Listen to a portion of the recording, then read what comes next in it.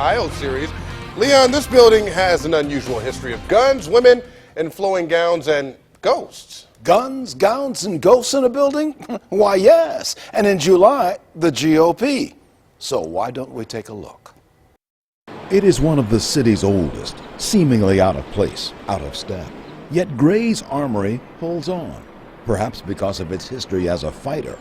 Gray's Armory is one of the foundational bricks of Cleveland. On Bolivar Avenue at Prospect, it was built in 1893. But its first footstep reaches back to 1837, when a group of men armed themselves to fight Cleveland crime, which had gotten out of hand. In 1835, Cleveland had 7 burglaries in 1 year. There was nobody to handle that, so the Sons of the Elite stepped up and said, "We will protect Cleveland." All this was before a Cleveland police force.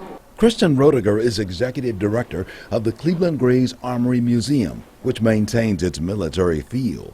As a unit, the Grays still exists, but as a social group promoting its and U.S. military history.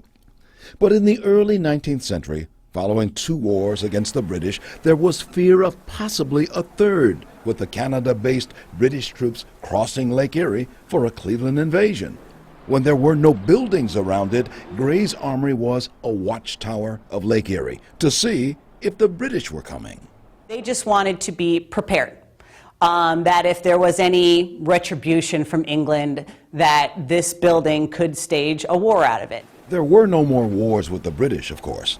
Still, for generations, the Grays remained a volunteer militia, ready if needed. I've been here since my dad brought me in the 80s. Bill Roediger is president of the Cleveland Grays unit. He is steeped in its history. So too are the walls of the armory.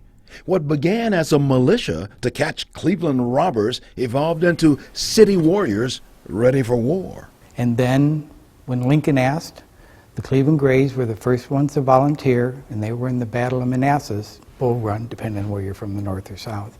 And they were the first ones on the battlefield, and they were the last ones off. Through World War I, the Grays remained a fighting force. The red, white, and blue of Grays of the past sometimes takes Gray's bloodline.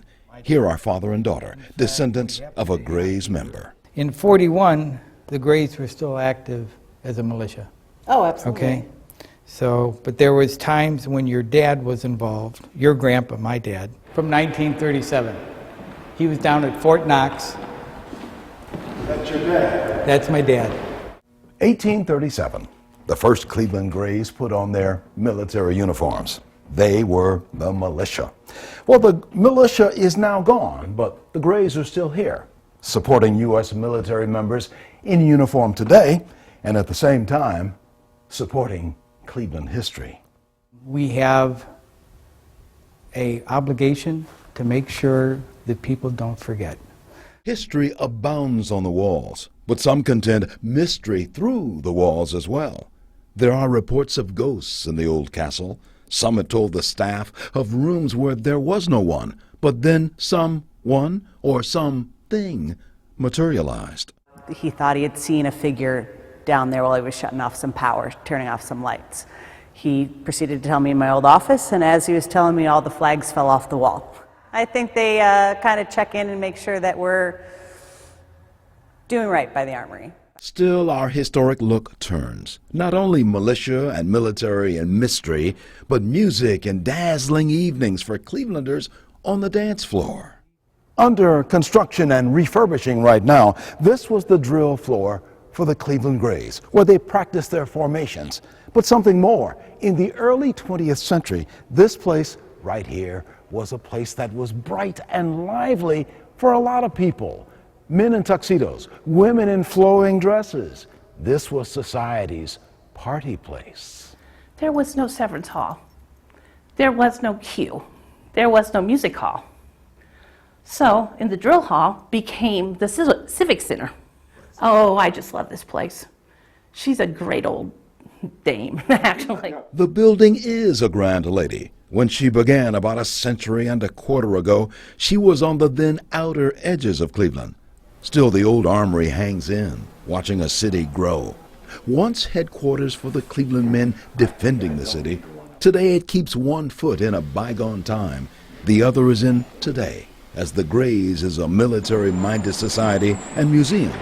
On Bolivar Avenue, Gray's Armory stands tall as one of Cleveland's building blocks. One more thing. The 19th century constructed Cleveland Gray's Armory will dance again during the July Republican National Convention in Cleveland. The old building will be a headquarters again, not for a military unit, but for some special events of the Cuyahoga County Republican Party. This is Leon Bibb reporting the old building still gets around. Fascinating.